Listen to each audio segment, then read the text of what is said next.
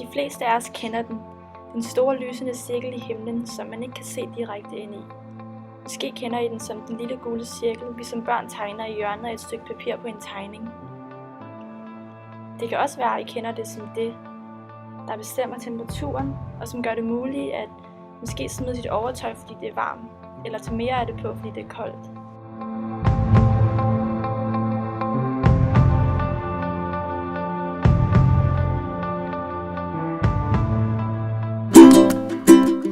Måske kender I det også som det, der bestemmer nat og dag.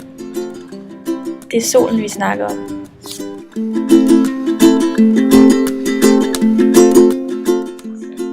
Vi kan blandt andet selv mærke, at der kommer varme fra solen.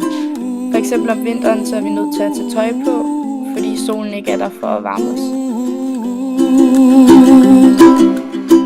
Det er nemlig en af solens egenskaber.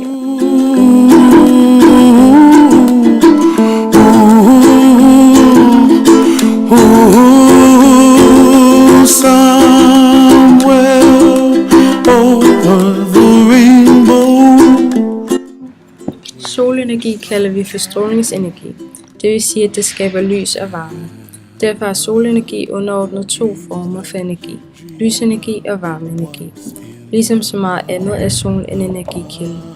Her er et hus. Dette hus danner udelukkende dets energi fra solen. Det vil sige, at ved hjælp af solcellerne på taget bliver solens lysenergi omdannet til elektrisk energi. For at påvise dette opstiller vi et demonstrationsforsøg, hvor man f.eks. viser, at en solcelle fungerer som energikilde, fordi den omdanner strålingsenergi til elektrisk energi. For at illustrere denne førnævnte teori, sætter vi et forsøg op, hvor vi erstatter solen med en kraftig lampe og gør brug af en lille bil med en solcelle på taget. Det vi påviser her, er, at solenergi faktisk kan blive omproduceret til elektrisk energi. Når vi holder vores sol, altså lampen over bilen, omdanner solcellen lampens lysenergi til elektrisk energi, sådan så bilen kan køre. For at påvise, at vores teori faktisk er rigtig, kan vi også holde hånden over bilens solcelle for at se, at når der ikke kommer noget lys ned til solcellen, fungerer processen ikke. Hvis man måler energien, jorden modtager fra solen lige uden for atmosfæren, som satellitter allerede har gjort, har man fundet ud af, at strålingsintensiteten fra solen er 1353 watt per kvadratmeter. Denne værdi kalder vi for solarkonstanten. Dog bliver ca. 30% af strålingen, vi modtager, reflekteret fra skyer, støv og gasser i atmosfæren. Så derfor modtager vi altså samlet 960 watt per kvadratmeter. Above the chimney top, that's where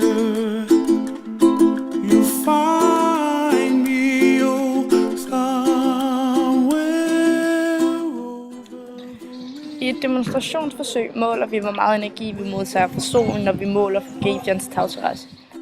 Da vi målte imod solen, var vores tal 210 watt per kvadratmeter. Hvorimod, da vi målte energien, da der ingen lys var, havde vi en måling på 115 watt per kvadratmeter. Vi målte også energiintensiteten, da vi holdt pyranometeret mod gulvet, og her fik vi 11,1 watt per kvadratmeter. Da vi målte væk fra solen, var den 60, og da vi til sidst målte helt tæt på en telefonblitz, var den 330 watt per kvadratmeter.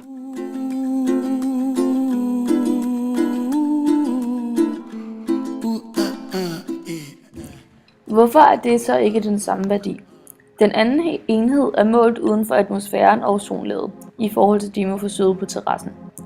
Forsøget på terrassen er målt inden for atmosfæren og ozonlaget, hvilket vil sige, at en masse af solens stråler bliver reflekteret væk fra jorden og tilbage ud i rummet. Det er faktisk som før nævnt kun 70% af solens stråler, der kommer helt ned til jorden. Det kan også have noget at gøre med vejret. Hvis der for eksempel er skyer, der dækker for solen, vil der aldrig kunne komme 100% af solens stråler ned på jorden.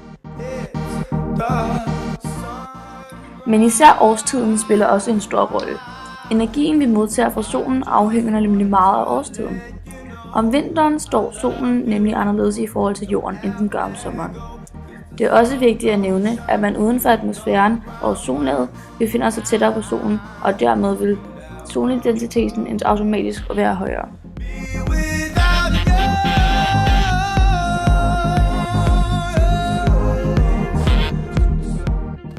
For For at finde jordens gennemsnitstemperatur skal det måles over et helt år, både dag og nat, og derefter beregnes i et gennemsnit. Man har derfor fundet frem til, at jordens gennemsnitstemperatur er 15 grader. For at finde ud af, hvad jordens gennemsnitstemperatur så ville være, hvis vi ikke havde en atmosfære, må vi anvende en lov. Når der kommer en vis mængde energi ind på jorden, kommer der tilsvarende en vis portion energi ud. Ellers ville jorden overophede.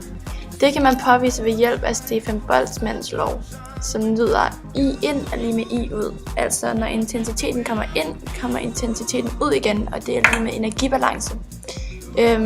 På skærmen ser I vores udregninger, som vi jo som sagt har udregnet ved hjælp af denne lov. Og vores konklusion er så, at jordens gennemsnitstemperatur uden atmosfære vil være minus 18,9 grader Celsius. Vil Danmarks samlede energiforbrug så egentlig kunne dækkes udelukkende ved omsætning af solenergi? Ifølge en hjemmeside ved navn wolframalpha.com var Danmarks samlede energiforbrug for 2013 på 34 terawatt-timer, hvilket er det samme som 122,4 petajoule. For at finde ud af, om energiforbruget kan dækkes af udelukkende solenergi, starter vi med at finde antal på sekunder på et år. Og det bliver udregnet på tavlen lige nu. Og vi kan så derfor konkludere ud fra vores beregninger, at arealet, som vil skulle dækkes af solceller, er 390 kvadratkilometer. Og da Danmarks areal er ca. 43.000 kvadratkilometer, kan vi konkludere, at det område, som vil skulle dækkes af solceller, er på størrelse med Langeland og Ærø tilsammen.